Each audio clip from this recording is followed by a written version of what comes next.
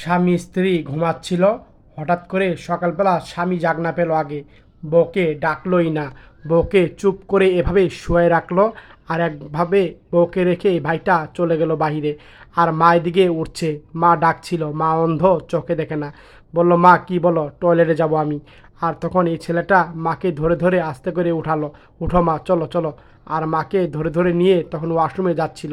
আর ওয়াশরুমের দরজায় গিয়ে ছেলেটা মাকে ওয়াশরুমে দিয়ে দরজায় দাঁড়িয়ে থাকলো। মা ওয়াশরুম থেকে বের হলো, আবার ধরে ধরে নিয়ে আসলো। আর এক পর্যায়ে মাকে নিয়ে বেসিংয়ে মুখটা সুন্দর করে নিজের হাতে ধুয়ে দিচ্ছিল ওই ছেলে।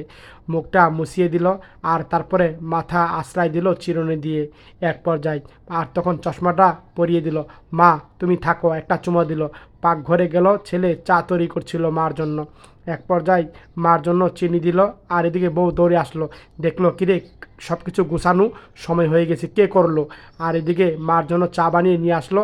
বউ দৌড়ে আসলো, আর তখন বলো, সরি আমার ভুল হয়েছে, আমি করি, তুমি যাও। আর না, বসো তুমি, বসো, এইভাবে কথা বলছিল। এক পর্যায়ে তখন বলে, জায়গায় তুমি বসো। বৌমা শাশুড়িকে চা খাইয়ে দিচ্ছিল, বলে, নাও এটা তোমার ধরে নিয়েছি, তুমিও চাটা খেয়ে নাও একবারে, এভাবে কথা বলছিল। ছেলে হাতে নিজের হাতে মাকে খাইয়ে দিচ্ছে, এবং বউ তার স্বামীকেও খাইয়ে দিচ্ছিল নিজের হাতে, এবং মাকে খাইয়ে দিচ্ছে ছেলে নিজের হাতে। এবং স্বামী তখন বলল যে, না এখন তুমি খাও, আমি তো খেয়েছি। তারপরে স্বামী বউকে নিজের হাতে খাইয়ে দিচ্ছিল। সত্যি এত সুন্দর পরিবার দেখে মুগ্ধ হয়ে গেলাম। আপনাদের কাছে ভালো লাগলে পরিবারটা